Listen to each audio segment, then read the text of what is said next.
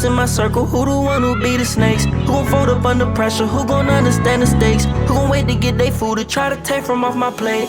Who the love? Who gon' understand I'm hurt? Who gon' love me unconditionally and try to make it work? Who gon' party once I'm gone and shed a tear once I'm in dirt? I ain't asking for too much, I'm trying to understand my worth. Welcome to the next episode of Give Me My Crown podcast. Give Me My Crown podcast. We back at y'all with another season of the Give Me My Crown podcast. Yes, sir. And so there's been a lot going on. So this podcast, we're kind of just gonna go into. I know we do talk about the housing market a lot because it goes into so many different ways and down so many different avenues. So in this one, we're kind of going to go into the current housing market and kind of what's going on with the housing market and other things dealing with the housing market. I think first of all, you got to show them the shirt, though, Tonyo. Well, show them the shirt, man. Let them know. Let them know. So I am a realtor in the Charlotte area. So y'all looking for real estate, hit me up. Investments, some of the stuff we're going to talk about today, definitely hit me up. And we can get the ball rolling. I know we've talked about a few things as far as like the real estate market. Like one thing is starting to warm up a little bit, right? Yes. So normally as it warms up, what happens? So normally what you see is when it starts getting warmer, the real estate market starts to pick up. So you'll start seeing more people putting their houses up for sale. You'll start seeing a lot more people buying at that point. So the real estate market does usually pick up during spring and summer months. That a lot goes into play with that. Obviously, one of the things is people with kids. A lot of times they want their kids to finish school, especially if they're changing school districts. They want their kids to finish school before they're introduced to a whole new school. They don't want to do it end of the year. They want to wait till next year. That was my next question. Like, why do people wait into the summer to buy a house? But yeah, that's it. Especially a lot of people with families, they don't want their kids to have to switch school districts in the middle of the year. Especially if you're going to, usually if it's within the same school district, a lot of times it's not a huge issue. But when they're switching school districts, you don't want them to have to switch school districts in the middle of the year because that could mess up things like sports, academics, stuff like that. Especially if one school district has different requirements or different credit levels than another school district. Okay. My next question, do you see the prices of houses going up, staying the same, or dropping down a little bit? Because, we saw a wild, era of the pandemic. How do you see things going this year? I think it kind of depends. And I think it's a lot that's going to play into it. Right now, how prices aren't too bad. They're still up we're still seeing a steady incline in prices. And it's been like that for a while now. I think it depends on what interest rates do. I think average interest rate right now is about a little over 6%. If interest rates drop, I see house prices increasing. If interest rates stay the same or rise, then I see prices decreasing. And the reason that is because when you have a rise in interest rates, you're going to have houses sitting on the market longer because people can't afford to buy the house with a high interest rate because there's a huge difference. I know, let's say you take 6% and 4%.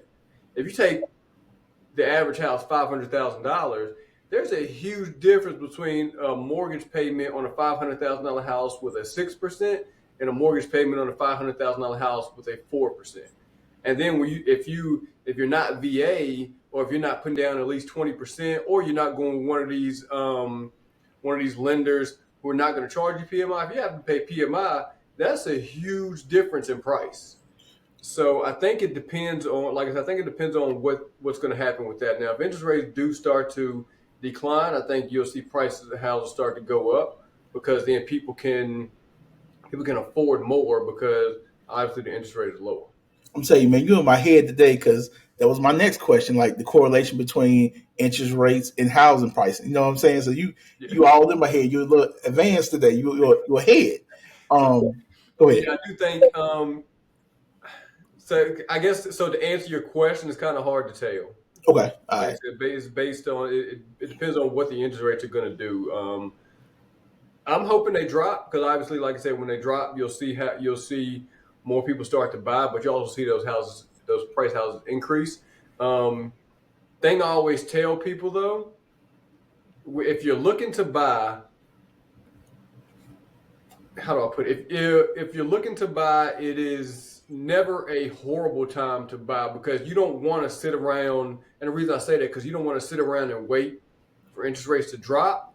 And if interest rates don't drop, if interest rates go up, then you're going to a higher interest rate. But if interest rates drop, you can always refinance that house. Rather than if you buy a house now at a 6% interest rate for $500,000, if interest rates drop to 4.5%, that $500,000 house might then be, what did I say, 400,000? That $400,000 house might then be 475,000. So you kind of it's kind of a you're kind of gambling when you wait versus when you don't wait because you can always refinance, but you can't always just buy another house. I mean, you could obviously sell that house at a higher price, but you can't always just like when interest rates go down. I think most loans is or some loans are 6 months. You can refinance after 6 months, especially like VA loan things like that. And a lot of I'm not a mortgage lender, so I know a lot about the VA loan, a lot of other different loans. There's some a little different, but VA has what they call a streamline loan where you can, if you refinance, you then take what you owe on your current loan and then you just refinance at a different interest rate. Usually it does not add any money to the back end of your loan. It doesn't. A lot of times you don't have to pay closing costs, things like that. Whereas some refinances, you still have to pay closing costs. It adds a little more to the end of your loan, especially if you're planning on doing things like taking money out, things like that. Okay. All right. So I'm gonna throw a monkey wrench in. I got another question. All right. So we know what's going on, the fear of people losing their jobs right now with the government and people having to relocate because people relocated for remote jobs. Yes. Do you think that will have an impact on the housing market at all?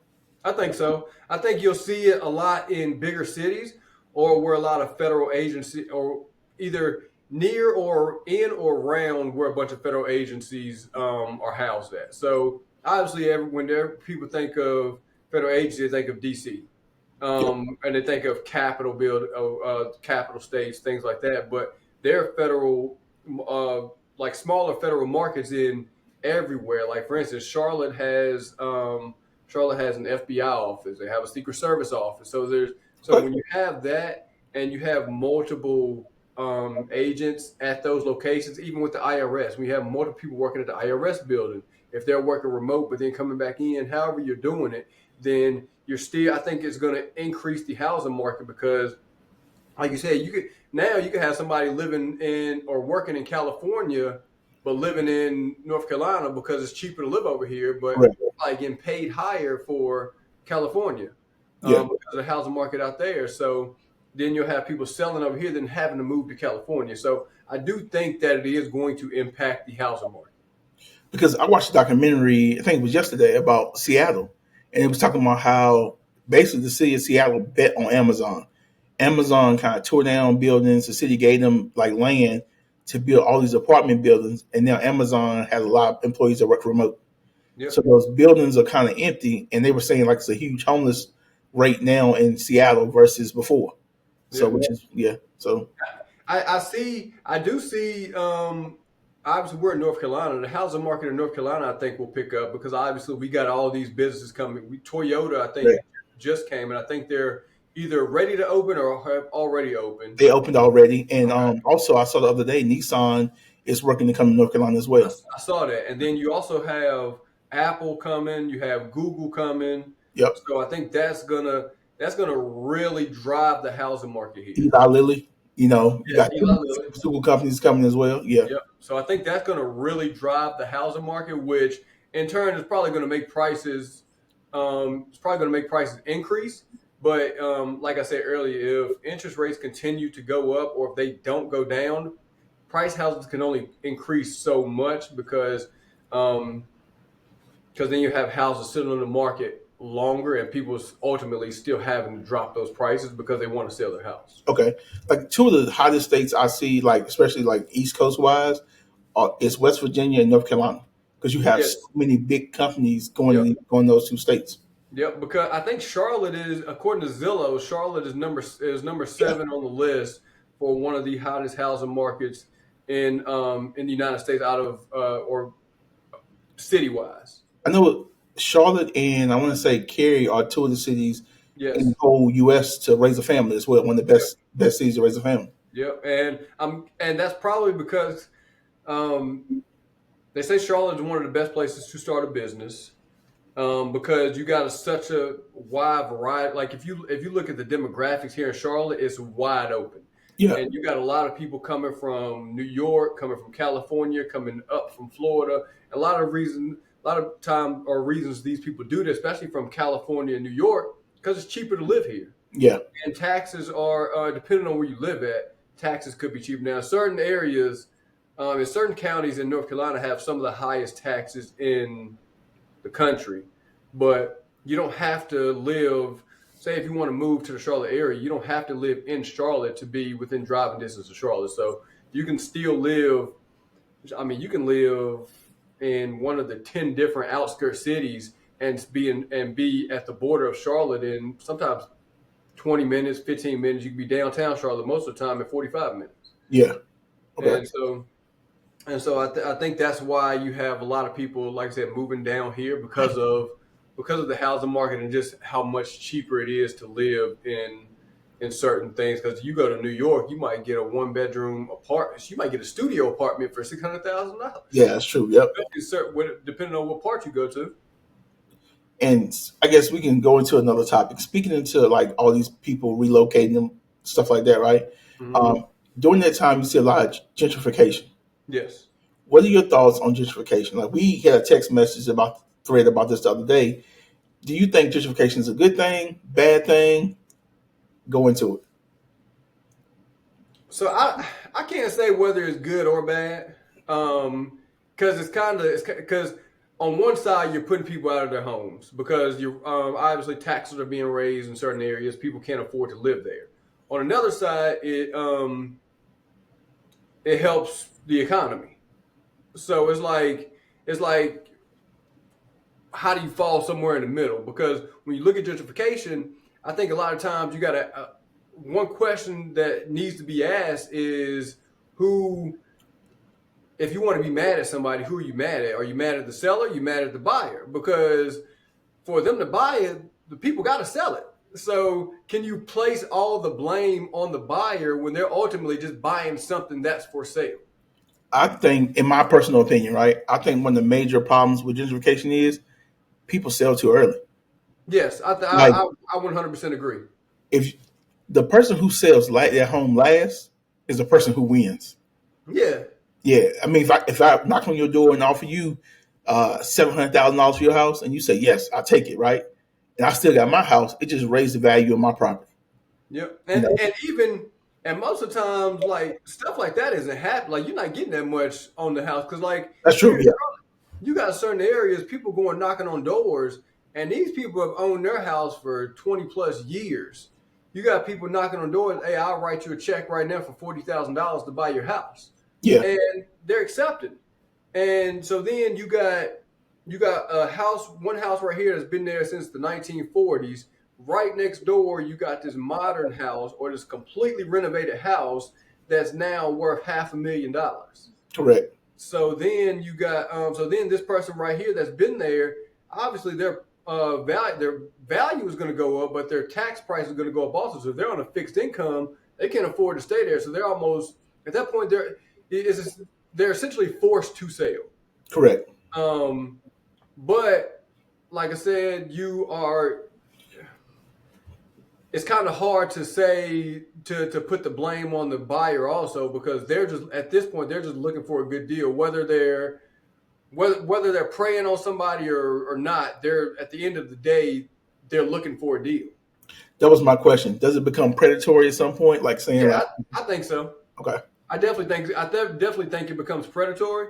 But I mean that's with anything we do because that's the economy as a whole. I think because even with I think you see that even with anything. If say gas becomes hard to get. These gas stations are going to raise their prices. True. Yep. Say like now, eggs are hard to get. Eggs are damn near $10 a carton now. Yeah. So So I it's think capitalism. Like at its core, it's capitalism. yeah. So I don't think you could. I don't even think you can place the blame on anybody because I'm not going to because is as a business person, it's hard not to jump on a good opportunity. True. Yep. Because me and you are business people. Yeah. If we know now what we knew back then, who's to say we wouldn't have? Hey, I'll give you $30,000 for this house right now. Correct. And Yep. after you spend that 30,000, you out of 30,000. But shoot, you don't even have to build a house. Sit on that land. Yes. Or just sit on that house for 3 years. Turn around and sell it for quadruple what you paid for it. Yeah. So I don't think it's. I do think there's a predator prey aspect to it, but I don't think that's. I don't think that's the whole thing of it. I think it's capitalism at its core, right? This is what America was built off of. This is how business is done. Period. Like Yes. it's gonna hurt somebody else, but it's a good deal for you. Yes. So I think that's the part that becomes iffy. People say, like, these people don't have the money, but the value of your house went up, you sold it, you made money, and you just got to turn around and make a good investment again. So, yeah. Because like you said earlier, if a lot of these people are selling too quick, because a lot of people at first they can still afford to stay there, because a lot of people are not paying. A lot of people are not paying mortgage. A lot of times they're just paying taxes on the house. Because a lot of these houses are owned. Yes. So if you go offer them $40,000, most of the people in these communities have never seen $40,000 at one time. So they jump on it, not knowing what the true value of their house is. Yes. But I do think that's where a realtor would come into play at. Because if you're selling your house, somebody come knock on your door, hey, I'll give you $40,000 for your house right now.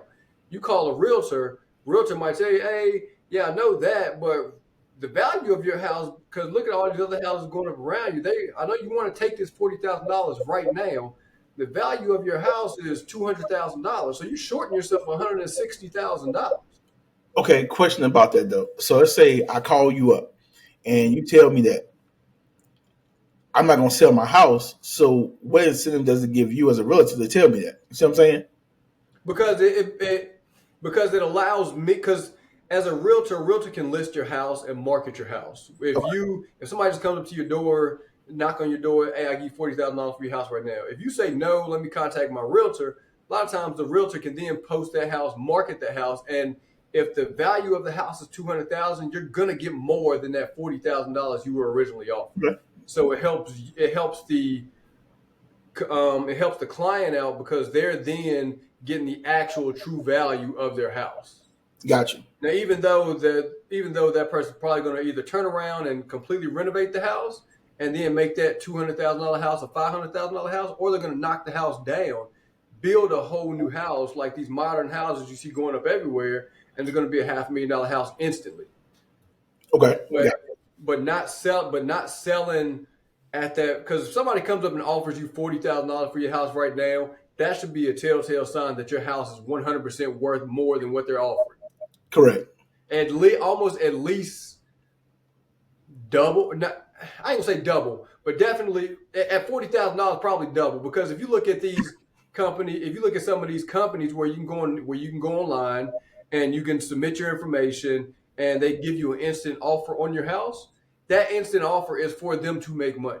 Correct. So if you list with the realtor, then, or even list on your own, because there's a fine line between listing with a realtor and listing on your own. Listing with the realtor, of course, yes, you're going to pay a commission, but behind that commission comes all the legwork. It comes photos, measurements, making sure you don't get sued, making sure all your I's are dotted, your T's are crossed, and it's all the paperwork behind the scenes that goes to the realtor. And it also allows your house to be listed on the MLS, which is the multiple listing service, which then allows your house to be marketed everywhere. Whereas if you're listing it on your own, you're not paying, you're not having to pay a commission, but are you a great negotiator? Can you negotiate prices? Can you negotiate things that need to be fixed? if somebody comes to you and writes something in the contract, are you trained to read that contract and know exactly what you're reading and making sure you're not signing something away that you shouldn't be signing away? And so sometimes it's worth paying that extra money for essentially for peace of mind, because a realtor is going to do all that work for you. Okay, I wanted to make sure. I'm like, because at the end of the day, like, if I'm the person that's selling and you call, I call you, and you tell me, okay, your house worth $200,000. I'm just gonna go back to the person and say, look, I'll sell to you for 160, 170. So like, I just wanted to make sure that it makes sense for the realtor to even tell them the truth. Yeah. Yeah. So a lot of times when you do that, you also want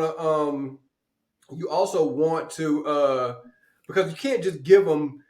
So if you call me up, say you want to sell your house, I can't just give you a price over the phone. I mean, obviously, if I know you and know where you live, been to you like a friend, if I know where you live, I've been to your house before, all that stuff, then yeah, I probably could do that, because I already know what your house looks like and know what kind of condition it's in. But if somebody just calls me up, even if I just look online at the comps in the area, it gives me an idea of what your house is worth. But I can't get the true value of your house until I come see your house. So if somebody calls me up and say, hey, I want to sell my house, I have to then set up a listing appointment. When I go talk to that person, I then, kind of do a walk around of the house and say, okay, this needs to be fixed. This needs to be fixed. Hey, you need to, have you ever thought about doing this? When was the last time you got the roof replaced? When was the last time you got the HVAC replaced? Are these the original floors in the house?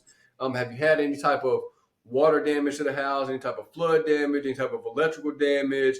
Any type of plumbing damage? Have you had any of this stuff? Because that all plays a factor into it. So say online your house shows is worth $200,000, but say we go look at the house and I know your house needs a new roof.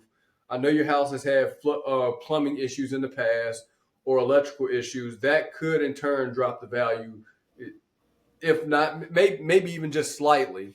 Okay. It could in turn drop the value. So it kind of, so I'm not just, so if somebody calls me, I'm not just saying, oh yeah, your house is worth $200,000. I'm like, all right, let's set up a listing appointment. Let's go over what your house is worth. And at that point, what I'm doing is when you set up a listing appointment, because a lot of people, if they don't have a specific realtor in mind, what they're doing, they're setting up multiple listing appointments with multiple agents to say, essentially see who's going to offer them the best deal. Okay. And that goes into like, one realtor may say, hey, you can sell your house for $250,000. Another realtor may say your house is only worth $200,000. That's when the seller can say, hey, well, this other realtor said it was worth this. Why are you saying this? And then I can sit down and talk to him. I'm saying this because X, Y, and Z. And then even now you have a lot of people selling the house, and because the NAR just came, or National Association of Realtors just came down with this thing where they're not essentially buyers are paying their own agent a commission instead of, the norm has usually been where the seller pays a commission for the seller's agent and the buyer's agent, whatever that number is. Number can be whatever. The problem you see if it's not paid by a seller is you have a lot of buyers that don't want to pay that, because if you look at it, a buyer's already paying due diligence fee, earnest money, possibly a down payment. So they're already paying money up front, so they don't want to have to pay another $10,000 plus to their agent. So what they're doing is they're telling the agent, hey, I only want to see houses that where the seller's agent is paying. So your house is then marketed to more people. It's marketed to the same amount of people, but you have a bigger audience essentially for your house. Gotcha. Another question about gentrification, though. Are there shady deals that can be done in this process? Are there shady deals? Like, okay, for example, I'm the city, right? Yeah. I want to see this area look nice. Yeah. Can the city step in and do certain things that might make it easier for the people that want to buy the homes, like raise property taxes? Yeah. I think that can be done, but you also see a lot. I ain't gonna name the area, but I have seen this happen where they're selling the house essentially for almost nothing. I've seen that as well. Like you selling buildings in the area for maybe $1. But you have a certain amount of time to essentially get it Renovated. up to code and Yep. renovate it. So and that's just like what you just said. Only somebody who can afford it is going to come in and do that, Yeah. because if you get to a certain point and whatever that date is and it's not done, that house gets turned back over, or that building gets turned back over to the city. Yep. So it's essentially the city saying, this building has just been sitting here for all this time. Come make the area look good, essentially. And for every modification you did, but it wasn't up to code, the next person can come in and they don't Yep. have to spend as much money to Yep. get to where it needs to be. Correct. Yep. So that benefits everyone involved, because it benefits the city because the city is getting the beautification. Yep. It benefits the buyer because the buyer is getting the property for essentially nothing, just having to pay for renovations, and it benefits the people around because it's raising their property value. Correct. Yep. So I think that benefits everybody around, and you see that a lot with these buildings that have just been sitting for months or years and nobody's doing anything with it, especially if it's owned by the city. Now, if it's owned by a person, that's a little bit tougher. But I guess in certain instances, you could have the city come in and say, "Hey, this building is uninhabitable. You need to we need to do something with it." Where if you can't afford to do nothing with it, you're almost forced to sell, Correct. because you're either going to lose it to the city or you're forced to sell for pennies on the dollar because it's in such bad condition and nobody wants to do anything with it. So yeah, I think that can be, and I don't even know if that would be a shady deal, but that is it's definitely a deal that can be done behind doors. Okay. All right. All right. Jumping to another topic, still real estate. Do you see the foreclosure market going up, going down, staying the same? How do you see that being this year? Hard to tell, or It's hard to tell, but with a lot of the layoffs, I think it could increase the foreclosure market, but not even just removing the layoffs. When you look at how much people paid for some of these houses back during COVID, I yes, think that's gonna hurt a lot of, because a lot of people were buying houses that were not valued at what they were paying for it, and they were, because essentially what happened is people were having to jack the prices up. Say a house is listed for 500,000, somebody coming in offering 650,000 because there's bidding wars going on because the interest rates are so low that they're getting this that they feel like they're getting a deal when in turn they're not.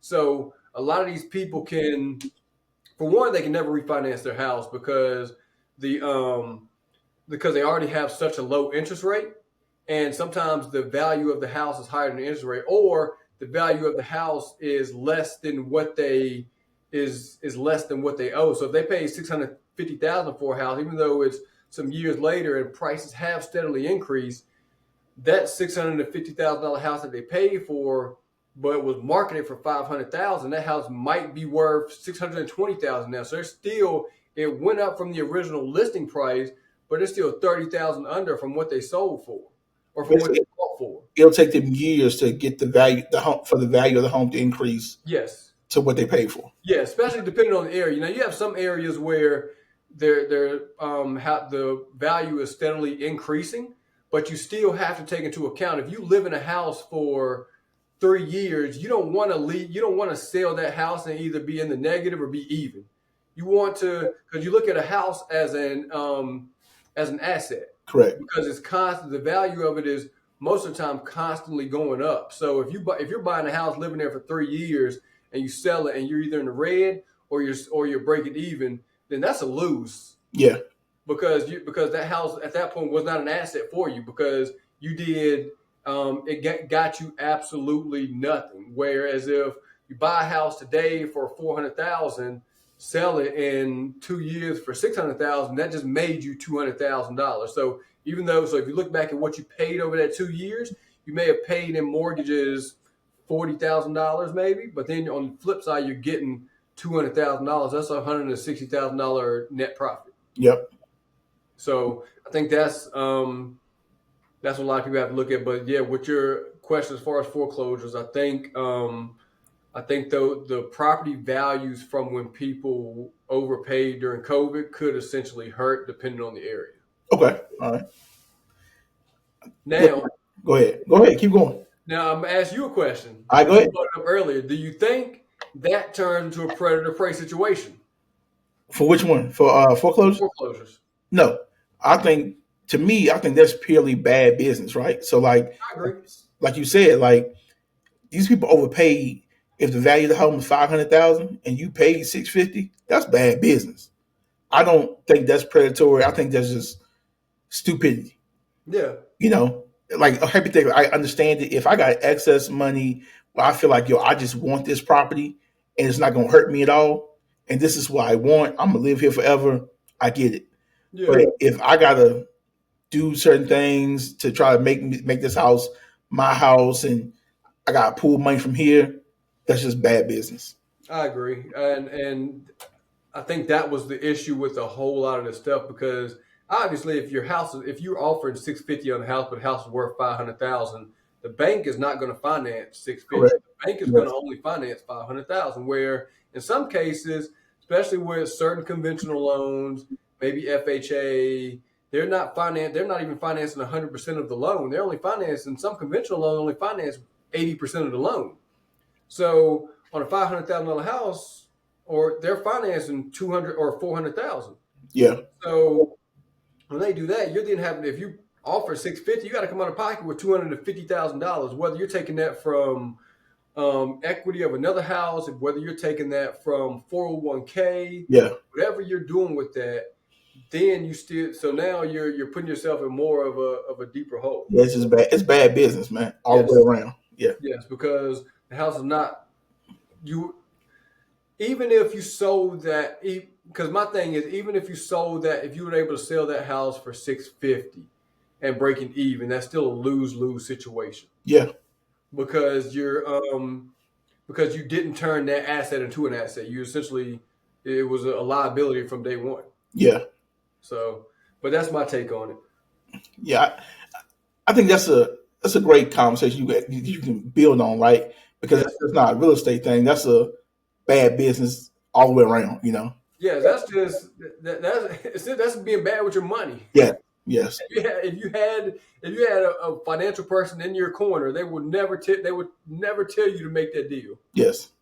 because even like you have a lot of these. This kind of going off topic a little bit. You have a lot of these financial gurus telling you that owning a house is the worst thing in the world, is the worst business or the worst money move in the world. Whereas if you look at statistics, owning a house, a person who owns a Yep. house is 76 times more likely to obtain wealth than a person who doesn't. You got to think about it, though. All right. So just breaking this down, like like you said, what other investments do you have a normal person have that can give you a $200,000 gain? Correct. In 2 or 3 years. Exactly. So real estate is probably the quickest way to do it. You know, just being Yes. honest. Like whether you own property or whether you own your home, like it's the quickest way. Like especially now, back to the conversation of being predatory or not. Like finding those deals where homes are like either tax lien, foreclosed, and sitting on. Cause like I told you, I almost had a deal where I got about to have a tax lien property, and I was only gonna pay $700 for the tax lien, and then turn around and sell it for $100,000. Yep. And That's see, see, come on. even with stuff like that, I don't think it's predatory because at some point somebody didn't pay their taxes. Good So point.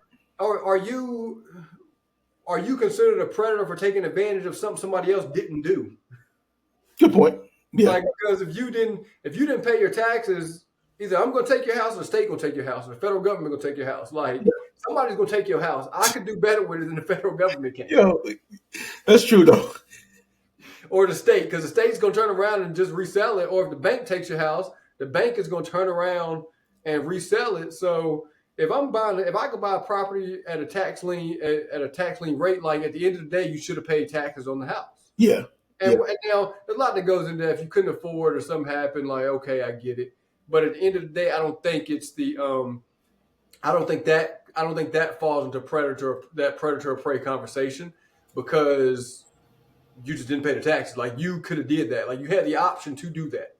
Yeah. You just didn't do it. So Yeah.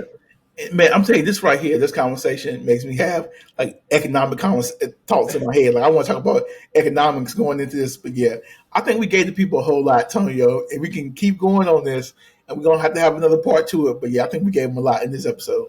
Yeah, I mean, yeah, we definitely can bring this back. Kind of like you said, this leads directly into economics. Yep. So I think we can part two of this would be the economic piece. Yeah. All right. So definitely, if y'all have any questions about real estate, reach out. I can either be a realtor, I can just advise you on certain things. I can answer any questions. I can do whatever. I'll have my contact information I'll have my contact information down low. So if you definitely have any questions, reach out. If you have any financial questions, because I know we talked about a lot of finances in this one, I'm also a financial coach. I'll have that information down low too, and can answer any questions in reference to that, especially if you're thinking about buying a house, because you cannot go into buying a house with no money. No matter what kind of loan you have, you need some kind of money. So if you need help saving up, need help budgeting, whatever, like I said, that information will be down low. We'll go more into that in our next episode. So that information will be down low. So get in contact with me if you need to. And as we say before we get off every podcast, this is more than a podcast. We handing out crowns. Hand them out. Who the love it, who the hate? Who the realest in my circle? Who the one who be the snakes? Who gon' fold up under pressure? Who gon' understand the stakes? Who gon' wait to get they food to try to take from off my plate? Who the love? Who gon' understand I'm hurt? Who gon' love me unconditionally and try and make it work? Who gon' party once I'm gone and shed a tear once I'm in dirt? I ain't asking for too much, I'm trying to understand my